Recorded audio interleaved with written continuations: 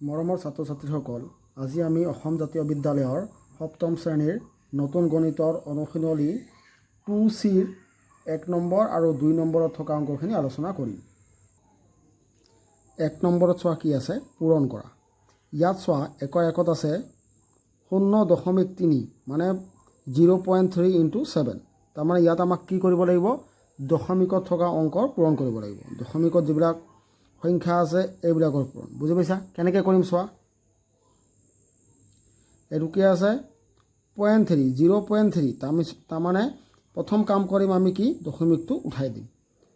দশমিক উঠাই দিলে কি থাকিব, 3 থাকিব। যেতিয়া আমি দশমিক উঠালোঁ, এতিয়া 3ৰ তলত কি হ'ব, দশমিকৰ সলনি ইয়াত হ'ব 1। এতিয়া দশমিকৰ ইফালে কেইটা সংখ্যা আছে, ইফালে এটা সংখ্যা আছে। গতিকে আমি কি কৰিম, এটা শূন্য বহাই দিম। বুজি পাইছা? পূৰণ কি আছে 7। তেনেহ'লে কি হ'ব, ওপৰত থাকিব 3 × 7, তলত থাকিল 10। এতিয়া কি হ'ব, 3 × 7 = কিমান, 21, তলত থাকিল কিমান, 10। এতিয়া চোৱা এইটো কেনেকৈ লিখিম, তলত আছে কি 10। এতিয়া আমি কি কৰিম, এইটো লিখিম কি, ক'ত লিখিম, দশমিকত। ইয়াত হ'ব কি, ইয়াত কেইটা শূন্য আছে, এটা শূন্য। গতিকে কি হ'ব, এক ঘৰ পিছত দশমিক হ'ব। 21 লিখিছোঁ। ইয়াত তলৰ এই সংখ্যাটোত কেইটা শূন্য আছে, এটা। গতিকে এক ঘৰ পিছত, এই এক ঘৰ পিছত ইয়াত দশমিক বহিব। বুজি পাইছা তোমালোকে? এবাৰ চোৱা এইটো 3 নম্বৰটো চোৱা। ইয়াত আছে কিমান, 6.7, 6.7। আমি প্ৰথমে দশমিক উঠাম, কি হ'ব তেনেহ'লে 67 হ'ল। এতিয়া উঠাওঁতে কি হ'ল, দশমিকৰ সলনি কি লিখিম আমি, 1। এইটো উঠাৰ লগে লগে তলত কি বহিল, 1। ইয়াত দশমিক উঠাই দিছোঁ, লগে লগে 1। এতিয়া এই দশমিকৰ ইফালে কেইটা সংখ্যা আছে, এটা। তেনেহ'লে কি লিখিম, এটা শূন্য। পূৰণ কি থাকিল, 12। তেনেহ'লে কি হ'ল, 67 পূৰণ 12, তলত থাকিল কিমান, 10। এতিয়া তুমি ছাইডত কি কৰা, 67 আৰু 12 পূৰণ কৰা। 67 ইয়াত 12 লগত পূৰণ কৰি চোৱা কিমান হয়, 7 × 2 = 14, 4 হাতৰ 1, 6 × 2 = 12, হাতৰ 1 13। এইটো এৰি দিলোঁ, কি হ'ল, পূৰণ কৰিলে কি হ'ব, 1 দি পূৰণ কৰিলে 67 হ'ব। এতিয়া যোগ কৰা কি হ'ব, 4, 7 আৰু 3 যোগ কৰিলে 10ৰ 0, হাতৰ 1, 6 1 7, হাতৰ 1 8। কিমান পালোঁ, 804। 804 পালোঁ। তলত থাকিলে আমাৰ কি, 10। এতিয়া এইটো কেনেকৈ লিখিম দশমিকত, ইয়াত কেইটা শূন্য আছে, এটা শূন্য। 10ত কেইটা শূন্য, এটা শূন্য। গতিকে আমি কি লিখিম, প্ৰথমে লিখিম 804। ইয়াৰ এক ঘৰ পিছত দশমিক, ইয়াৰ পৰা ইফালে এক ঘৰ, এই এক ঘৰ, এইটো এক ঘৰ পিছত আমি ইয়াত দশমিক বহাই দিম। বুজি পাইছা তোমালোকে? এবাৰ চোৱা 6 নম্বৰটো কি আছে, 12.37 পূৰণ 20। আমি প্ৰথমে কি কৰিম, দশমিক উঠাই দিম। কি হ'ব, 1 2 3 7। দশমিক উঠোৱাৰ লগে লগে কি হ'ল, ইয়াত কেইঘৰ পিছত দশমিক আছে, 2 ঘৰ, এক ঘৰ 2 ঘৰ পিছত দশমিক। তেনেহ'লে কি হ'ব, দশমিক উঠোৱাৰ লগে লগে দশমিকৰ ইয়াত দিম 1, কেইঘৰ পিছত, এক ঘৰ 2 ঘৰ পিছত। গতিকে 2টা শূন্য। বুজি পাইছা? ইফালে থাকিল কিমান, 20। তেনেহ'লে 6 এবাৰ কি হ'ব, 1 2 3 7 ইনটু হ'ল 20, তলত থাকিল আমাৰ কিমান, 100। এবাৰ চোৱা, ইয়াতো শূন্য আছে, ইয়াতো শূন্য আছে। এইটো শূন্য, এইটো শূন্য কাটি দিয়া। যদি তলতো শূন্য ওপৰতো শূন্য থাকে, তেনেহ'লে 0 0 কাটি দিয়া। ওপৰতে এটা, ইয়াত এটা শূন্য কাটিলোঁ, ইয়াত এটা হ'ল। এতিয়া 2ৰে এইটো পূৰণ কৰা কি হ'ব, 7 2 × 14, 4 হাতৰ 1, 3 2 × 6 হাতৰ 1 7। তাৰপিছত 2 2 × 4, 2 1 × 2, এইটো হ'ল। তলত থাকিল কিমান, 10, তলত থাকিল 10।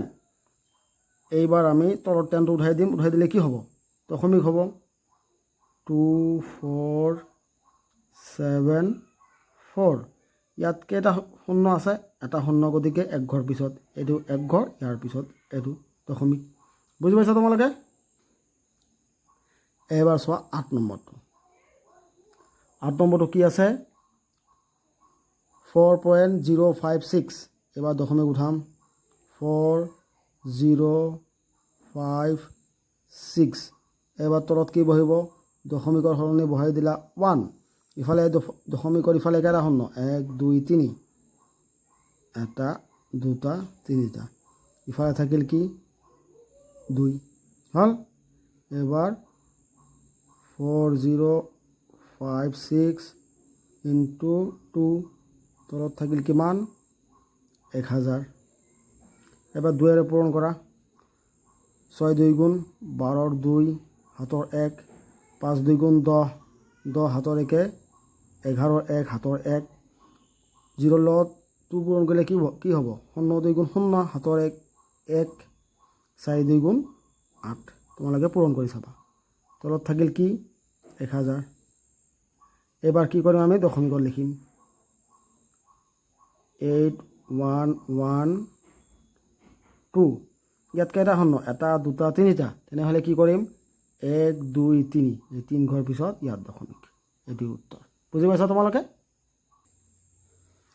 এবাৰ চোৱা 2 নম্বৰ প্ৰশ্নত কি আছে খালী ঠাই পূৰণ কৰা 1 নম্বৰত আছে 0.9 ইনটু 10 এইটো কেনেকৈ কৰিম চোৱা তোমালোকে সাইডত কৰি লোৱা যদি ইয়াৰ পৰা আমি কি কৰোঁ দশমিক উঠাও কি হ'ব ওপৰত থাকিব 9 তলত হ'ব কিমান 10 হ'ব 1 এইটো হ'লে 1 ইয়াৰ পিছত এটা সংখ্যা গতিকে এটা শূন্য পূৰণ কি হ'ব 10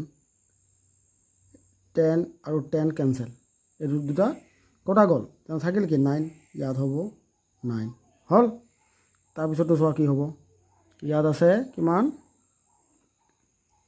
0.269 হৈছে এইটো যদি আমি দশমিকটো উঠাই দিওঁ এই দশমিকটো আমি উঠাই দিলোঁ এইটো নাই তেনে তলত কি হ'ব 1 ইয়াত দশমিকৰ পিছত কেইটা সংখ্যা আছে 1 2 3টা তেনেহ'লে কি হ'ব 1 2 3টা অংক আছে 3টা শূন্য ইফালে থাকিল কিমান 100 ইফালে এটা শূন্য ইয়াৰ এটা শূন্য ইয়াৰ এটা শূন্য ইয়াৰ এটা শূন্য হল তেনেহ'লে কি হল তলত থাকিল কি 10 এতিয়া যদি মই এইটো দশমিকত প্ৰকাশ কৰোঁ তেনেহ'লে কি হ'ব কেইটা শূন্য আছে এটা শূন্য গতিকে এক ঘৰ পিছত হ'ব ইয়াত দশমিক বহিব এক ঘৰ পিছত দশমিক আঠ হ'ব তেনেহ'লে কি হ'ব 26.9 কাৰণ ইফালে শূন্য নবহে হয় নাই এইটো হ'ব তাৰপিছত চোৱা এইটো ইয়াত কি আছে 2.1346 ইয়াত যদি আমি এই দশমিকটো উঠাই দিওঁ এইটো নাই এইটো উঠাই দিম কি হ'ব তলত 1 তাৰপিছত কেইটা সংখ্যা 1 2 3 4 4টা 1 2 3 4টা শূন্য ইয়াত 4টা শূন্য ইফালে আছে কি আমাৰ 1000 1000ত কেইটা শূন্য 3টা 1 2 3 ইয়াৰ এটা শূন্য কেনসেল ইয়াৰ এটা শূন্য কেনসেল ইয়াৰ এটা ইয়াৰ এটা ইয়াৰ এটা ইয়াৰ এটা হল তেনেহ'লে কি থাকিল এইটো থাকিল কিমান আগৰ নিচিনা এইটো 10 থাকিল যদি কি হ'ব এবাৰ আমি যদি দশমিকত প্ৰকাশ কৰোঁ তেনেহ'লে কি হ'ব এক ঘৰ ইয়াত এটা শূন্য আছে গতিকে ইয়াৰ এক ঘৰ পিছত ইয়াত হ'ব হয় নাই তেনেহ'লে কি হ'ব 2134.6 হৈছে এইটো হ'ব বুজি পাইছা তাৰপিছত চোৱা এইটো কিমান আছে 6.95 ইনটু 6.95 ইনটু ইয়াত আছে 1000 1 2 3টা শূন্য এইটো উঠাই দিলে কি হ'ব তলত 1 ইয়াৰ পিছত 1 2 দুটা আছে গতিকে দুটা শূন্য ইয়াৰ এটা ইয়াৰ এটা ইয়াৰ এটা ইয়াৰ এটা তেনেহ'লে কি হ'ল 695ৰ লগত কি আছে 695 লগত 10 পূৰণ হৈ আছে তেনেহ'লে কি হ'ব 695 এটা শূন্য হ'ব 10 পূৰণ কৰিলে হয় নাই এইটো তোমালোকৰ উত্তৰ বাকিখিনি তোমালোকে নিজে কৰিবা আৰু তোমালোকে মোৰ ভিডিঅ'বিলাক চাবৰ কাৰণে মোৰ চেনেলটো ছাবস্ক্ৰাইব কৰিবা আৰু বন্ধু বান্ধৱীৰ মাজত মোৰ চেনেলটো শ্বেয়াৰ কৰিবা ধন্যবাদ